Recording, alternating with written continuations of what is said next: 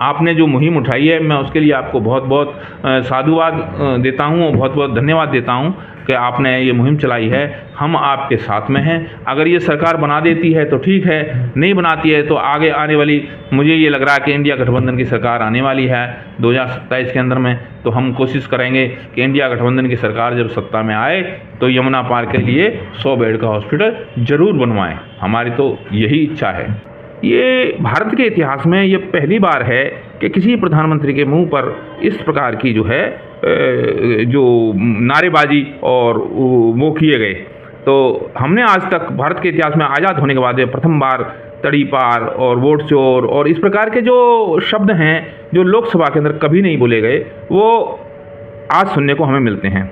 इससे प्रतीत होता है कि वर्तमान भारतीय जनता पार्टी का नेतृत्व देश को किस दिशा में ले जा रहा है। बौखलाहट में ये कानून लेके आए हैं कि जो भी सीएम या उसके अंदर में पीएम का नाम, इन्होंने अपने कुत्सित मानसिकता को दबाने के लिए उसमें पीएम का नाम भी डाला है, जबकि सब जानते हैं पीएम के ऊपर में क्या कोई उसको अरेस्ट कर सकता है? किसी की ताकत है? ये सीएम को अरेस्ट करना एक क्या कहते हैं उसको, लोकतंत्र के अंदर में विपक्षी आवाज़ को दबाना है, पहली चीज़। दूसरी चीज़, किसी प्रदेश का मुख्यमंत्री, मुखिया अपने प्रदेश का निर्णय लेने वाला होता है, उसको आप जेल में डाल करके क्या दर्शाना चाहते हैं देश को? आप जो है संघ की जो एक भावना है, संघ की भावना को उसको आप जो है तार करके डिक्टेटरशिप लाना चाहते हो, ताकि जो है वो केंद्र के दबाव में काम करे। प्रदेश सरकारें केंद्र के दबाव में काम करें। जहां विपक्षी पार्टियों की सरकार हैं उनको जेल भेज करके वो उनकी सीटें खाली करा करके हम अपने मन माफिक जो है राजशाही की तरह अपना देश को चला सकें, उस प्रदेश को चला सकें। ये इनकी कुत्सित और कुकृत्य की जो है कुकृत्य करने की जो भावना है वो उसको उजागर करती है। नमस्कार दर्शकों, आप देख रहे हैं रेंजर टीवी इंडिया। ना धर्म ना जात, केवल सच के साथ। दर्शकों, आपको हमारा चैनल पसंद आता है तो सब्सक्राइब करें, लाइक करें, शेयर करें, कमेंट जरूर करें। नमस्कार दर्शकों, मैं हूं अमित वॉटसन और आप देख रहे हैं रेंजर टीवी इंडिया। ना धर्म ना जात, केवल सत्य के साथ। दर्शकों, जिस प्रकार से एनडीए सरकार जो नए कानून लेके आ रही है, जैसे कि सीएम और पीएम के लिए जो अगर कोई उन पर आरोप लगता है या वो 30 दिनों तक जेल में रहते हैं तो उनको इस्तीफा देना पड़ेगा या उन्हें हटा दिया जाएगा। तो इसी प्रकार से जो हमारे देश में एक बहुत बड़ी समस्या चल रही है, जो मॉब लिंचिंग देखा होगा आप लोगों ने वीडियो सोशल मीडिया पे या कहीं ना कहीं वीडियो आती रहती हैं, जिसमें एक बंदे को चोरी के बहाने से या किसी भी बहाने से उसको पीट के मार दिया जाता है और उसकी वीडियो भी बनाकर वायरल की जाती है। तो इसी विषय को लेकर हमारे साथ उपस्थित हैं जनपद आगरा में अखिल भारतीय मंगल मैत्री महासंघ के कार्यालय पर, और हमारे साथ उपस्थित हैं राष्ट्रीय संयोजक देवेंद्र कुमार स्वर्गीय जी। इनसे जानकारी लेते हैं क्या कहना है ऐसी घटनाओं को लेकर और जो नया कानून बनाया जा रहा है उसको लेकर। सर, क्या कहना चाहेंगे? अमित भाई, आप जो है रेंजर टीवी इंडिया को मैं बहुत बहुत धन्यवाद देना चाहता हूं, और आप जो है समय समय पे जो भी प्रश्न लेके आते हैं समाज के बीच में बहुत ही समय के हिसाब से बहुत प्रासंगिक होते हैं। आपने जो ये 2 प्रश्न किए हैं, ये दोनों ही बहुत ही महत्वपूर्ण प्रश्न हैं। तो मैं आज इसके ऊपर मैं आपसे ये कहना चाहता हूँ कि देखिए, वर्तमान सरकार जो आज जिसको ये भारतीय जनता पार्टी की सरकार है, जिसको ये एनडीए का नाम देते हैं, और इनके साथ में जो लोग हैं वो लोग भी इनके साथ इनके कुकृत्यों में लिप्त हैं। अभी आपने देखा कल जो है जिस प्रकार से अभी कल लोकसभा के अंदर में जो विपक्षी दलों ने नारे लगाए, वोट चोर, गद्दी छोड़, ये भारत के इतिहास में ये पहली बार है कि किसी प्रधानमंत्री के मुंह पर इस प्रकार की जो है जो नारेबाजी और वो किए गए। तो हमने आज तक भारत के इतिहास में आज़ाद होने के बाद प्रथम बार तड़ीपार और वोट चोर और इस प्रकार के जो शब्द हैं जो लोकसभा के अंदर कभी नहीं बोले गए, वो आज सुनने को हमें मिलते हैं। इससे प्रतीत होता है कि वर्तमान भारतीय जनता पार्टी का नेतृत्व देश को किस दिशा में ले जा रहा है। तो हमारा तो ये कहने मतलब है, जो ये निरंकुश सरकार है, इन्होंने अभी जो विपक्षी दलों के ऊपर में और एक अपना दबाव बनाने के लिए कि हम उनको ब्लैकमेल कर सकें और उनको मन मुताबिक चला सकें। राजशाही की तरह ये लोग काम कर रहे हैं। जैसे राजा पुराने टाइम में डिक्टेटर की तरह काम किया करता था, तो ये डिक्टेटर की तरह काम कर रहे हैं। इमरजेंसी को ये बुरा कहते हैं। इमरजेंसी के समय में मैं कहता हूँ भारत के अंदर में वो गोल्डन समय था। हमने ये देखा कि ट्रेन जो 2-2 घंटे 1-1 घंटे लेट चलती है, आजकल भी आप देखोगे बहुत ट्रेनें लेट चलती हैं, वहाँ उस समय घड़ी लगा करके 5 मिनट पहले स्टेशन पर ट्रेन आ जाया करती थी। भारत के जिसको गोल्डन टाइम कहते हैं, घड़ी देख करके सही 10 बजे सभी कार्यालय में सभी कर्मचारी समय पर पहुँच जाया करते थे। वो डिक्टेटरशिप थी। क्या डिक्टेटरशिप आज है? आप देखिए आज ये जो कल जो इन्होंने कानून लेके आए हैं लोकसभा में, उस कानून को लाने का कोई औचित्य ना था, सिर्फ इसलिए कि वो उनको ये लगता है कि आज एनडीए के अंदर में आज जो उनको समर्थन दे रहे हैं, जैसे बिहार के जो है जेडीयू और आंध्रा की जो पार्टी है टीडीपी तेलुगु देशम पार्टी, तो उनके नायडू, तो ये लोग जो है इनको ब्लैकमेल करने के लिए कहीं इनके सांसद जो है विपक्षी इंडिया गठबंधन के उपराष्ट्रपति पद के प्रत्याशी को वोट न दे दें, उनके ऊपर हम दबाव बनाया जाए, तो बौखलाहट में ये कानून लेके आए हैं। बौखलाहट में ये कानून लेके आए हैं कि जो भी सीएम या उसके अंदर में पीएम का नाम इन्होंने अपने कुत्सित मानसिकता को दबाने के लिए उसमें पीएम का नाम भी डाला है। जबकि सब जानते हैं पीएम के ऊपर में क्या कोई उसको अरेस्ट कर सकता है? किसी की ताकत है? ये सीएम को अरेस्ट करना एक क्या कहते हैं उसको, लोकतंत्र के अंदर में विपक्षी आवाज़ को दबाना है, पहली चीज़। दूसरी चीज़, किसी प्रदेश का मुख्यमंत्री मुखिया अपने प्रदेश का निर्णय लेने वाला होता है, उसको आप जेल में डाल करके क्या दर्शाना चाहते हैं देश को? आप जो है संघ की जो एक भावना है, संघ की भावना को उसको आप जो है तार तार करके डिक्टेटरशिप लाना चाहते हो, ताकि जो है वो केंद्र के दबाव में काम करे। प्रदेश सरकारें केंद्र के दबाव में काम करें। जहां विपक्षी पार्टियों की सरकार हैं उनको जेल भेज करके वो उनकी सीटें खाली करा करके हम अपने मन माफिक जो है राजशाही की तरह अपना देश को चला सकें, उस प्रदेश को चला सकें। ये इनकी कुत्सित और कुकृत्य की जो है कुकृत्य करने की जो भावना है वो उसको उजागर करती है। और इसी प्रकार ये जो अभी आपने कहा मॉब लिंचिंग एक आदमी को सरेआम 10-20-50 लड़के इकट्ठे होकर के और उसको एक निरीह ही कहा जाए कि वो अपना बचाव भी नहीं कर सकता बेचारा, उसको मार पीट करके आप जो है ईंटों से, चाकू से, डंडों से, लाठियों से मार करके ऑन स्पॉट मार देते हो आप, तो उसको बेइज्जत करते हो।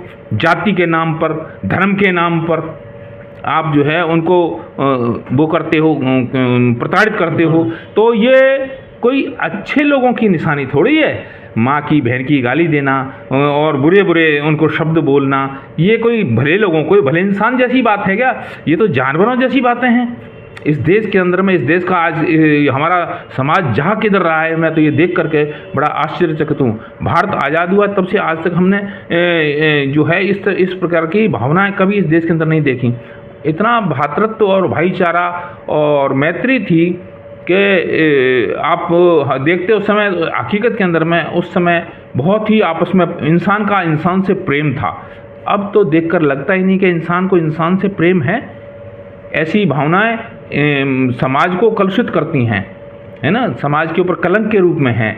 चाहे मॉब लिंचिंग हो और चाहे इस तरह के अब ये करते हो रहे हैं, जबरन जेल में डालना। ये कानून इसलिए लेके आए कि इनकी विपक्षी पार्टी का एक नेता जो है जेल से सरकार चला रहा था, उसने रिजाइन नहीं दिया। इन्होंने उसको अपने फर्जी केस के अंदर में, जिसको आज तक साबित नहीं कर पाए। आज तक ये पहले कहते थे कांग्रेस के टाइम में जो आकाश बेच दिया, जो इनके जो स्पेक्ट्रम होता है फ़ोन और इनका क्या नाम है टीवी का जो स्पेक्ट्रम है दूरदर्शन का, वो स्पेक्ट्रम बेचे तो उसमें इन्होंने कहा आकाश बेच दिया। उसके अंदर भ्रष्टाचार किया, 2 लाख करोड़ का उस समय बताया गया कि 2 लाख करोड़ का भ्रष्टाचार किया। जबकि आज तक तुम्हारी 15 साल से 11 साल से सरकार है, 12 साल हो गए, 11-12 साल से आज तक साबित नहीं कर पाए। ये जितने भी जिन्हीं ही विपक्षी पार्टियों के नेताओं को जेल भेज रहे हैं, ईडी भेज रहे हैं, अब तो सुप्रीम कोर्ट ने भी कह दिया है। और अब आप देखिए, लोकसभा के चुनाव के अंदर में 80 सीटें इन्होंने फर्जी वोटों से जीत करके और सत्ता में जबरदन आए हैं ये लोग। तो इनकी भावना तो इसी से प्रदर्शित हो जाती है कि ये विरोधी पार्टियों को कितना भाव, यानी उनका कितना सम्मान करते हैं, उनको कितनी इज्जत करते हैं। जबकि आप ये देखिए, इंदिरा गांधी के टाइम में कांग्रेस ने विदेश में एक डेलीगेशन गया जिसमें विपक्षी पार्टी के जो मुखिया थे वो हेड बन के गए थे। दूसरे देश के अंदर में कभी भी अभी तक ये बात नहीं थी कि विरोधी पार्टियां यहाँ पर जो है जो देश के खिलाफ बात करती हूँ, यहाँ के लोकतंत्र के खिलाफ बात करती हूँ, लोकतंत्र के खिलाफ काम करती हूँ। आज की जो भारतीय जनता पार्टी की सरकार है वो लोकतंत्र के खिलाफ काम कर रही है, संविधान को तोड़ रही है, संविधान के खिलाफ काम कर रही है। जो है ना कि चोर मचाए शोर। आज आप देखिए कि ये क्या कर रहे हैं। आज अखबार में मैं देख रहा था तो उसके अंदर में विपक्षी पार्टियों को ये जो है टारगेट कर रहे थे कि विरोधी पार्टियां जो है संविधान को नहीं मानती हैं। मैं ये कहना चाहता हूँ, विपक्षी पार्टी के हाथ में है क्या? वो संविधान को कैसे नहीं मानेगी, क्यों नहीं मानेगी? आज वही तो संविधान को लेकर चल रहे हैं। आज आपकी तो 400 पार और देश को अंदर में देश के ऊपर में लोकतंत्र खत्म करने की साजिश थी, 400 पार वाली कहानी, उसको इंडिया गठबंधन ने ही तो वो रोक दिया है ना। आज जो है इस घटना को आप देखिए, उन्हीं को आप जो है गलत ठहरा रहे हो। जबकि संविधान तोड़ कौन रहा है? सत्ता में कौन है? सत्ता में आप हैं। संविधान कौन तोड़ रहा है? आप तोड़ रहे हैं। आपने संविधान को खत्म कर दिया, सरकारी नौकरियां खत्म कर दी। सब जो कोई आज बेरोजगार जो है, बेरोजगारी दर विश्व के अंदर में जो है, भारत के अंदर में ऑल टाइम, यानी जब से भारत आज़ाद हुआ है ऑल टाइम जो है बेरोजगारी आज की तारीख में जितनी है इतनी बेरोजगारी कभी नहीं रही। पढ़े लिखे बच्चे जो है रोजगार के लिए, नौकरियों के लिए मारे मारे घूम रहे हैं। और सर, जो हमारे आगरा जनपद की एक बहुत बड़ी समस्या हो चुकी है कि जमुना पार क्षेत्र में बहुत बड़ा गरीब मजदूरों का और पब्लिक का संख्या रहती है इधर की तरफ, और यहाँ पर एक भी सरकारी हॉस्पिटल नहीं है। जिस प्रकार से हमारा चैनल एक मुहिम चला रहा है कि जमुना पार क्षेत्र के अंदर 100 बेड का सरकारी हॉस्पिटल होना अनिवार्य है, उसकी आवश्यकता है। तो इस विषय को लेकर भी आप क्या कहना चाहेंगे? मैं एक बात कहना चाहता हूँ, आगरा के अंदर में 2 हॉस्पिटल हैं, बहुत बड़े बड़े हॉस्पिटल हैं, डिस्ट्रिक्ट हॉस्पिटल और एसएन मेडिकल कॉलेज। लेकिन उसके अंदर में एसएन मेडिकल कॉलेज जाइए या डिस्ट्रिक्ट हॉस्पिटल जाइए, डिस्ट्रिक्ट हॉस्पिटल जाते हैं तो देहात के चारों तरफ का, आगरा बहुत बड़ा है ज़िला, तो चारों तरफ का वहाँ पेशेंट आता है सुबह के टाइम पे, और वहाँ बहुत ज़्यादा भीड़ हो जाती है, बहुत मारामारी रहती है। और ऐसे मेडिकल कॉलेज में भी वो रहता है, रोज़ाना 6, 7, 8 हज़ार मरीज़ इन दोनों जगह देखे जाते हैं। 5 हज़ार से ज़्यादा मरीज़ प्रतिदिन देखे जाते हैं अगर कोई हॉस्पिटल खुलता है तो। अगर सोमवार को या जो छुट्टी का दिन होने के बाद में जो खुलता है उस दिन तो एक दिन में 7, 7, 8 हज़ार मरीज़ देखे जाते हैं।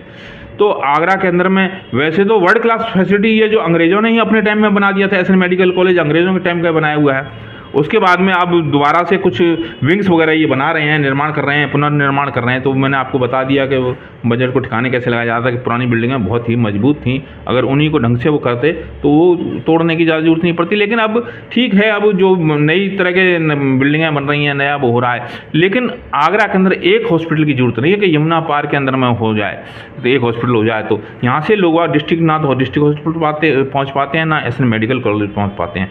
आगरा के अंदर यमुना पार में तो एक 100 बेड का, क्या मेरे अंदाज में 200 बेड का हॉस्पिटल यमुना पार होना चाहिए। और ऐसे ही 200 बेड के कम से कम चारों कोनों पे हॉस्पिटल होना बहुत ही अति आवश्यक है। जैसे अपने शमशाबाद रोड और फतेहाबाद रोड के बीच के अंदर में वहाँ पे भी होना चाहिए एक हॉस्पिटल, एक यमुना पार में होना चाहिए, एक जो है उधर जो है अपना सिकंदरा साइड के अंदर होना चाहिए, एक जो है अपना जो जयपुर रोड है उधर शाहगंज और उधर का एरिया बहुत बड़ा एरिया है, उस एरिया में होना चाहिए। 4 हॉस्पिटल तो होने ही चाहिए। आपने जो मुहिम उठाई है मैं उसके लिए आपको बहुत बहुत साधुवाद देता हूँ और बहुत बहुत धन्यवाद देता हूँ कि आपने ये मुहिम चलाई है। हम आपके साथ में हैं। अगर ये सरकार बना देती है तो ठीक है, नहीं बनाती है तो आगे आने वाली, मुझे ये लग रहा है कि इंडिया गठबंधन की सरकार आने वाली है 2027 के अंदर में, तो हम कोशिश करेंगे कि इंडिया गठबंधन की सरकार जब सत्ता में आए तो यमुना पार के लिए 100 बेड का हॉस्पिटल जरूर बनवाएं। हमारी तो यही इच्छा है। सभी लोगों की समस्याओं को दूर करना जो है, ये आज की सरकार जो वर्तमान में बैठी हुई, इनका कोई उद्देश्य नहीं है कि ये पब्लिक की समस्याओं का निवारण करना चाहते हैं।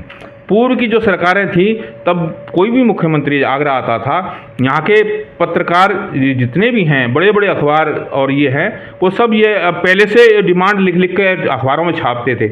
लेकिन आजकल जब से मोदी जी आए हैं, योगी जी आए हैं, बेचारे उनकी स्मृति लोप हो गई है। उनको आज याद भी नहीं है कि कोई मुख्यमंत्री या प्रधानमंत्री आ रहा है तो उससे कुछ मांगा जाए, क्योंकि वो लेने नहीं आ रहा है, वो देने नहीं आ रहा है, आपसे कुछ लेने आ रहा है तो वो लेके चला जाता है, लेकिन आपको बदले में देता कुछ नहीं है। आज के पत्रकार बेचारे ये आज मौन हो गए हैं। बाकी तो गोदी मीडिया, आप जानते ही हो, गोदी मीडिया तो उन्हीं की वाहवाही करता रहता है।